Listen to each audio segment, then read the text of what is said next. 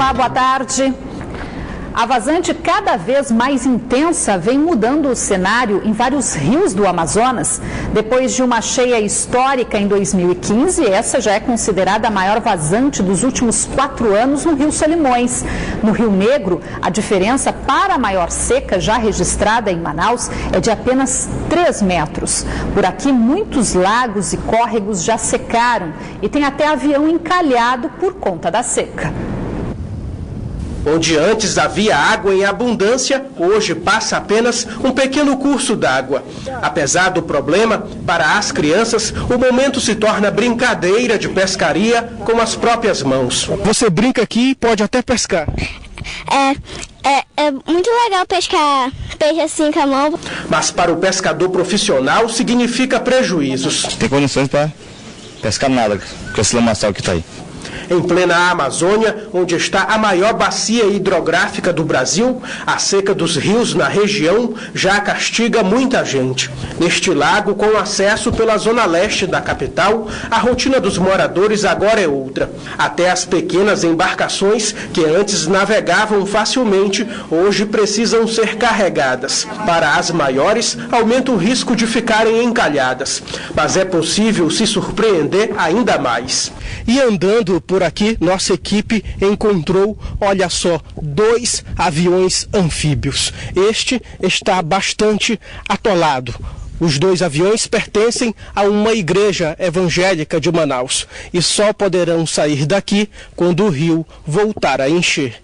Os 2 hidroaviões que ficam guardados neste local são usados em missões na região. Devido a muitos problemas, né? É perigoso a gente ficar aqui nessa área assim, na seca, né? Com esses aviões aqui em terra. Continuando o percurso, encontramos seu Daniel, que aproveitou a sombra para consertar a embarcação da família fora da água. Agora que está seco, o senhor aproveita para consertar a canoa. Consertar as canoas. Tirar os calafetos velhos, praticamente, colocar os novos. Aqui, muitas casas flutuantes também estão em terra. Essa já é considerada a maior vazante do Rio Solimões dos últimos 4 anos. Fica em terra. Esperar chegar o piquete para poder encher, para levantar, para trabalhar, né? De acordo com o Serviço Geológico do Brasil, a vazante do Rio Negro também está acima da média, com uma diferença de apenas 3 metros em relação à maior seca já registrada em Manaus. Nós tivemos aqui, por exemplo, no Rio Negro, em Manaus, descidas da ordem de 38 a 40 centímetros por dia, o que é um valor muito alto para o período de outubro. A redução de chuvas e o calor intenso causado pelo fenômeno El Niño contribuem para o aumento da vazante, segundo os especialistas. O El Niño, ele provoca o quê? Chuvas abaixo da média em toda a Amazônia e no Nordeste do Brasil e chuvas acima da média na região sul do país. É o que a gente tem observado agora. Bastantes precipitações ali no Rio Grande do Sul e pouca chuva aqui na Amazônia brasileira. Quem sempre passava por aqui e via a orla cheia, hoje se assusta. A baixada da água está completamente fora do normal. E tá aí, olha, só terra. Para tudo quanto é canto é só terra. Antes ficava aqui em cima. Ficava aqui em cima, bem aqui, ó. Não tá meio metro da onde nós estamos aqui. E agora olha aí com a distância que tá. Só lama. Enquanto isso, só resta esperar as chuvas que podem amenizar os reflexos da seca dos rios no Amazonas.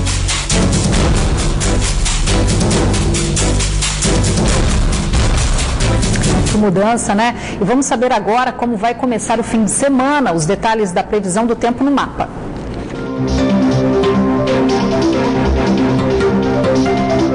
Em Manicoré, a previsão é de sol entre nuvens, com chance de chuva fraca. As temperaturas variam entre 26 e 37 graus. Em Coari, o tempo fica nublado, mínima de 29 e a máxima pode chegar aos 37 graus. Em Manaus, a previsão para o sábado é de tempo encoberto, com possibilidade de chuva isolada. As temperaturas variam entre 28 e 37 graus. Depois de receber a indicação do Ministério do Desenvolvimento, Indústria e Comércio Exterior, a economista Rebeca Garcia ainda aguarda a publicação no Diário Oficial da União do decreto presidencial para assumir a superintendência da Zona Franca de Manaus. A SUFRAMA está desde novembro do ano passado sem um superintendente titular. A indicação foi confirmada no início da noite de ontem pelo Ministério do Desenvolvimento, Indústria e Comércio Exterior. Segundo a nota oficial divulgada à imprensa, o ministro Armando Nogueira enviou nesta quinta-feira para a Casa Civil o nome de Rebeca Garcia para assumir o cargo de superintendente da Zona Franca de Manaus.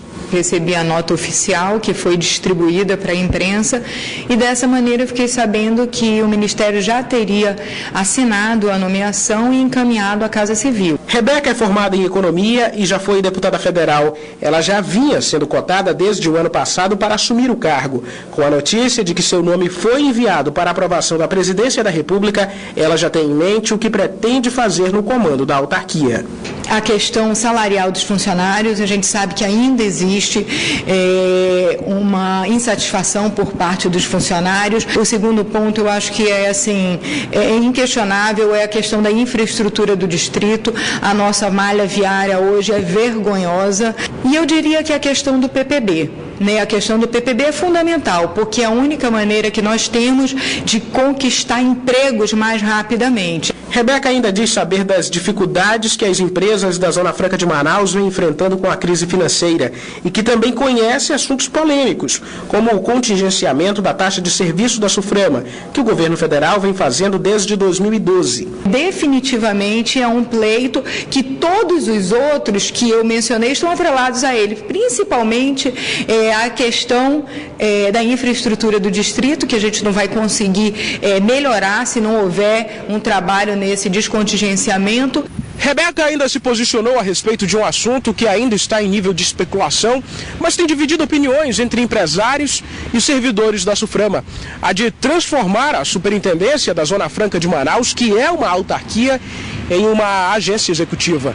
Se for para dar independência, autonomia e poder à SUFRAMA, ótimo.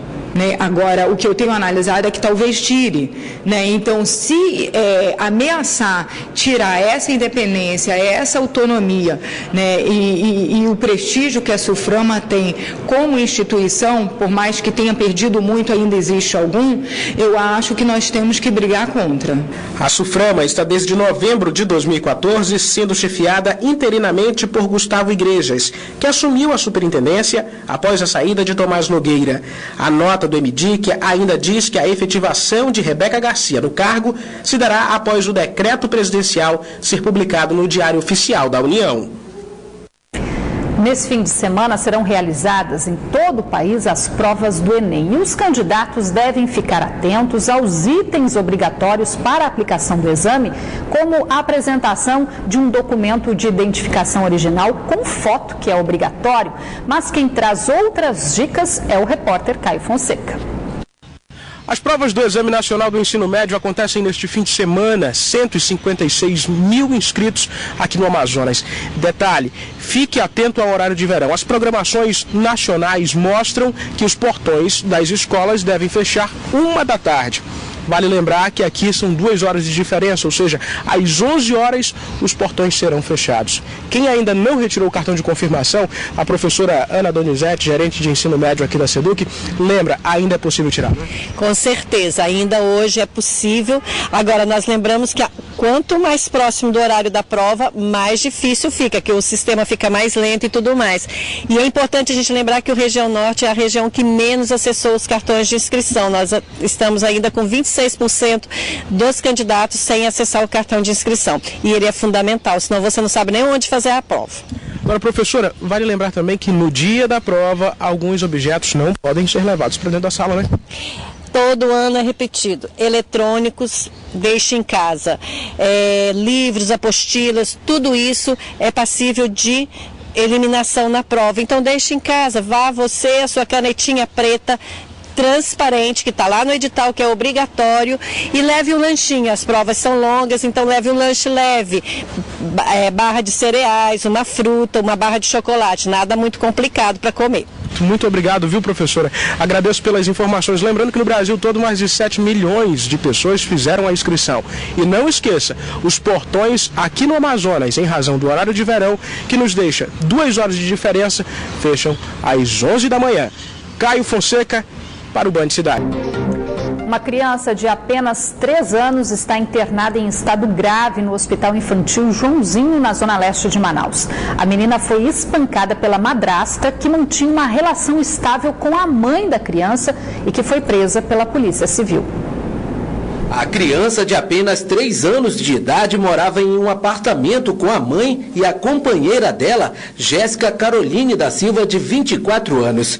A dona de casa foi presa em cumprimento a mandado de prisão, acusada de ser a autora das agressões contra a menina. De acordo com a polícia, a acusada tem um histórico extenso de agressões contra a enteada e os 3 filhos. Mas o caso mais grave aconteceu no dia 11 de outubro, quando a enteada foi espancada durante a madrugada. Segundo os policiais, a agressão foi de forma sequenciada e com muita violência. Após a sessão de tortura, a criança foi encaminhada ao Hospital Infantil de Manaus, onde permanece internada em estado grave. Segundo o laudo médico, a criança teve traumatismo craniano. Ela nega, mas as evidências são robustas e a materialidade é contundente de que todas as provas caminham para a autoria dela. Inclusive, ouvimos diversas testemunhas de que a Jéssica não era o primeiro episódio de agressão dela para com a criança. A denúncia foi feita pela mãe da criança, que mantinha uma união estável com a dona de casa. Jéssica era quem tomava conta da menor enquanto a companheira trabalhava. A polícia, Jéssica admitiu ter batido algumas vezes na criança, mas nega ser a autora do espancamento violento. A agarração da linha, batia na mãozinha dela e botava de castigo, assim como eu faço com o meu filho também. A dona de casa, acusada de espancar a criança, vai responder por tentativa de homicídio. Ela foi encaminhada à cadeia pública, onde fica à disposição da justiça. Agora uma matéria um pouco melhor, né? Você vai conhecer agora a história de algumas crianças que nasceram com uma má formação nos lábios e que enxergavam a solução para o problema bem distante. Quase todas elas são indígenas que moram em comunidades bem distantes de Manaus. Mas este mês, graças à cooperação de muita gente, elas conseguiram fazer uma cirurgia plástica reparadora e ganharam um novo sorriso. 15 crianças, todas com tímidos sorrisos. A maioria aqui desse grupo é indígena, crianças que nasceram com má formação nos lábios e no palato. Elas permanecem abertas, como eram lá no comecinho, com 2, 3 semanas de vida. Então, uma deformidade congênita, não uma doença. Pois é, no dia a dia, conviver com essa má formação não é uma tarefa fácil. Infelizmente, o preconceito ainda ronda quem tem lábio leporino. A cirurgia de reparação é uma vitória, que até então era vista muito distante pelos pais dessas crianças. Até que a história do Jackson, indígena da etnia Tariano, de 11 anos, ajudou a comover muita gente. O Jackson e o pai moram em uma comunidade na calha do Rio Chié, no município de São Gabriel da Cachoeira, no Amazonas. Seu Virgílio queria ver o filho operado. Procurou ajuda com um amigo que fez contato com o exército. É aí que a Adriana, filha de um militar, entra na história. E aí eu comecei a investigar aqui em Manaus se tinha pessoas especializadas, né, em quem tem lábio leporino e fenda palatina. Eles me falaram, não, Drica, tem mais 14 casos, dá? Aí eu, vamos dar uma olhada, né? Aí eu recorri ao meu pai, eu procurei o pai, tá acontecendo isso, né? Tem 14 casos, eu quero trazer pra cá, o que eu faço? E aí, como ele é militar, aí ele falou, não, minha filha, tenta aí, conversa com o pessoal que vai dar. Muitas autoridades se sensibilizaram com a história. A Adriana conseguiu com o Dr. Álvaro e outros médicos realizar um mutirão da cirurgia reparadora. Mas como trazer 15 crianças e mais 15 acompanhantes para Manaus? Entrou aí a Força Aérea, fazendo o transporte aéreo de São Gabriel da Cachoeira para Manaus. E aqui em Manaus, dois quartéis nossos, o Batalhão de Polícia do Exército, o 1º BIS, que participaram na questão de alojamento, alimentação e transporte aqui dentro de Manaus, no período em que eles estão conosco. Eles chegaram em Manaus ainda na primeira quinzena deste mês. Todos já fizeram a cirurgia. O Jackson e os demais não podem falar ainda por conta dos pontos da operação, mas o pai fala por ele. É só alegria. Fiquei alegre com ele, por meu filho que foi cirurgia pro doutor Álvaro que fez, ajudou bastante para mim, né? Por isso que estou feliz. A caravana do Jackson, como ficou conhecida, essa conquista para cada uma dessas crianças, passou também por municípios vizinhos. De Santa Isabel do Rio Negro veio para Manaus a Elinéia, de 3 anos, e o pai. Então isso para mim é muito alegria, né? Lá seria impossível fazer essa cirurgia? É muito impossível, muito difícil. A esperança de reparar o sorriso chegou para essas crianças e também para a única não indígena do grupo, a Maria Eduarda, filha de Dona Guiomar, uma agricultora de Barcelos. Lá em Barcelos, tinha condições de fazer essa cirurgia? Tinha não, não tinha. Não tinha porque não tem médico para fazer, não tem especialista para fazer lá, né? Algumas ainda estão em observação médica e ainda não há previsão para elas voltarem para casa. A gente ainda está aceitando doação de roupa e brinquedo para essas crianças, que podem ser deixadas aqui no primeiro bis, aqui na guarita, porque eles vêm de comunidades muito pobres, são pessoas bem necessitadas mesmo. Mais um belo exemplo de solidariedade que permite agora que pelo resto da vida os sorrisos dos pais e em especial das crianças seja o mesmo. Para comemorar o aniversário de Manaus, que amanhã completa 346 anos, este mês a Band Amazonas lançou uma campanha nas redes sociais que contou com a sua participação para eleger o lugar mais bonito da capital. E o resultado você fica sabendo agora. Foram 3 semanas de votação nas redes sociais da Band Amazonas, Facebook e Twitter. Rodeada de belezas naturais e notáveis obras arquitetônicas, o que não faltam são pontos turísticos na capital do Amazonas, que encantam os manauaras e também os turistas. Mas apenas um deveria ser indicado. E o lugar mais votado pelos internautas foi o Teatro Amazonas, que a partir de hoje ganha um local de destaque no hall de entrada da emissora. A campanha foi uma homenagem da Band Amazonas pelos 346 anos de Manaus, mas que só foi possível com a sua participação. Tá aí, obrigada à participação de todos.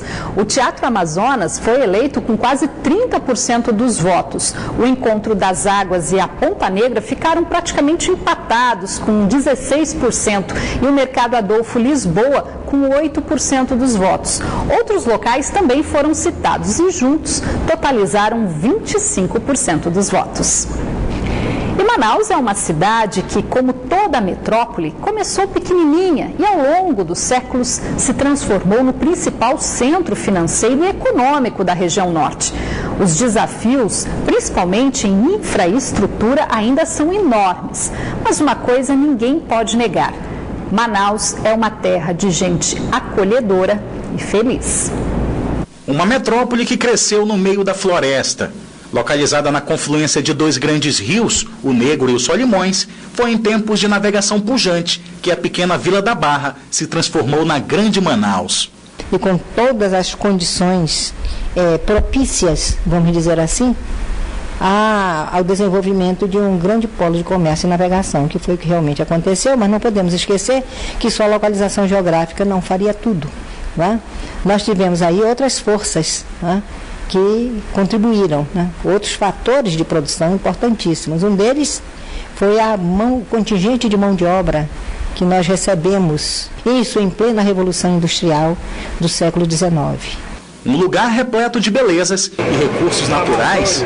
Há 30 anos, esta filha de japoneses ganha vida no centenário mercado municipal, comercializando as riquezas que a natureza proporciona de melhor para a saúde. Isso já foi herdado de pai para filho. Minha mãe que começou trabalhando nesse ramo de verduras, ervas, aí depois passou para minha irmã e agora eu. Manaus é uma terra de oportunidade. Sabendo aproveitar.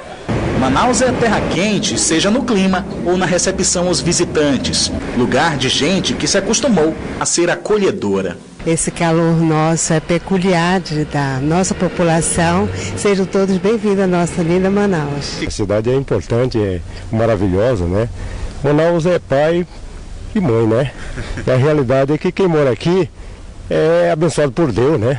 Cidade adotada pelo poeta Tiago de Mello, uma referência na literatura moderna, que já dedicou 3 livros à capital amazonense. O mais importante, considerado por ele, é Manaus, Amor e Memória. Quem me deu tudo o melhor do que eu sou até hoje, foi a cidade de Manaus, na qual eu vivi 5 anos quando vim a Barreirinha por uma bela atitude de meu pai. E com menos de uma semana eu já estava matriculado no Grupo Escolar José Paranaguá, onde eu devo a meus pais e devo a minhas professoras e meu professor. Muito do que eu sou. A infraestrutura de grande cidade também fez a capital do Amazonas se especializar em abrigar grandes eventos. A construção da Arena da Amazônia inseriu Manaus no cenário do futebol mundial. No ano passado, fomos subsede de uma Copa do Mundo e no ano que vem vamos receber jogos de futebol das Olimpíadas do Rio de Janeiro. Acontecimentos que enchem o manauara de orgulho. Copa do Mundo eu não tive o prazer de conhecer, mas espero que as Olimpíadas de 2016 eu possa vir visitar nossa orgulhosa Arena da Amazônia. Hoje, às vésperas de completar 346 anos, Manaus abriga mais de 2 milhões de habitantes. Se tornou o principal centro financeiro e econômico da região norte por meio do polo industrial. E os desejos são que a cidade, cravada no coração da Amazônia, continue plena de desenvolvimento. Eu acredito no futuro da cidade, do seu povo, na nossa capacidade criadora, na nossa capacidade de vencer a adversidade. Eu acredito muito em Manaus. Tenho certeza de que o futuro será radioso. Ele vai sorrir para esta cidade e para este povo. Que venham muitos outros anos e que as pessoas continuem cuidando da cidade, para que nós possamos ter sempre uma Manaus bem agradável para todo mundo que mora aqui e para aqueles que vêm nos visitar. O futuro está no presente que o passado construiu. E o Band Cidade antecipa, então, os parabéns para Manaus. A gente fica por aqui, mas você também pode acompanhar outras notícias e a nossa programação pelas redes sociais, Facebook e Twitter, /Band Amazonas. E amanhã tem Band Cidade Entrevista, que vai destacar a programação do Outubro Rosa. O entrevistado é o médico mastologista Gerson Mourão, que fala sobre a importância do diagnóstico precoce no combate ao câncer de mama e também da prevenção do câncer de colo uterino. O programa vai ao ar 5:50 da noite. Você fica agora com as notícias do Jornal da Band. Uma boa noite para você. Obrigada pela companhia.